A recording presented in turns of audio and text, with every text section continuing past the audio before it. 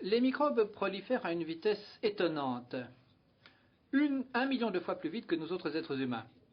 La rapidité de cette croissance a de très vastes conséquences parce que cela permet à des nouvelles variantes génétiques de diversifier la population microbienne en très peu de temps. Donc une résistance antibiotique peut apparaître pour dominer une population de bactéries en très peu de temps après des débuts très modestes, voire indétectables.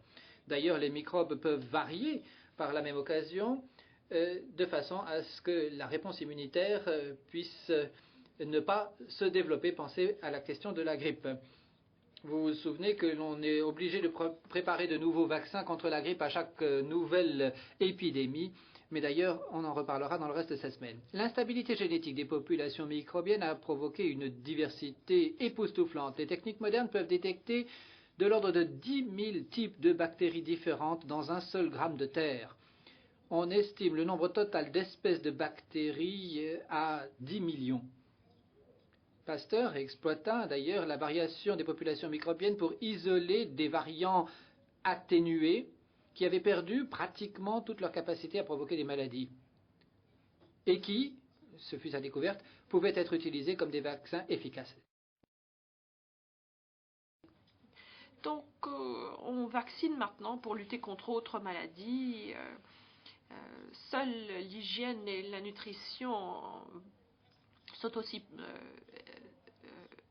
puissantes. Voici les grandes épidémies de l'enfance, la poliomyélite, la rougeole, et les oreillons. Vous voyez qu'on n'en a plus aux États-Unis d'Amérique grâce à la grande campagne de vaccination.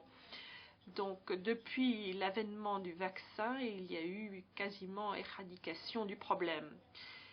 Bon, la prophylaxie ne marche pas toujours parce que quelquefois on ne fait pas très attention et quelquefois on réfléchit un petit peu à retardement.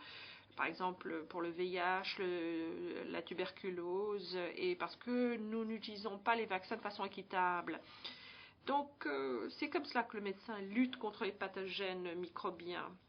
Et le fait qu'on ait pu développer des grandes thérapeutiques pour lutter contre les maladies contagieuses reste l'un des grands triomphes de toute l'histoire de l'humanité.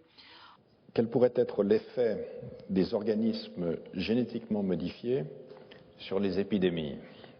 C'est une question which I suspect.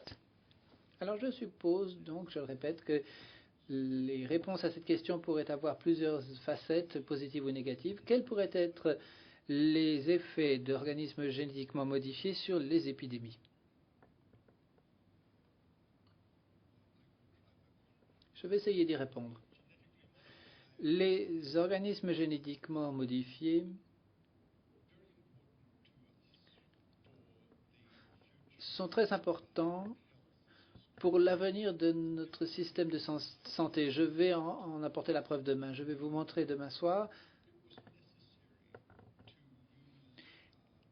qu'il est nécessaire d'utiliser la modification génétique pour refabriquer le virus de la grippe espagnole de 1918 afin de nous permettre de comprendre le mécanisme de la virulence de ce virus.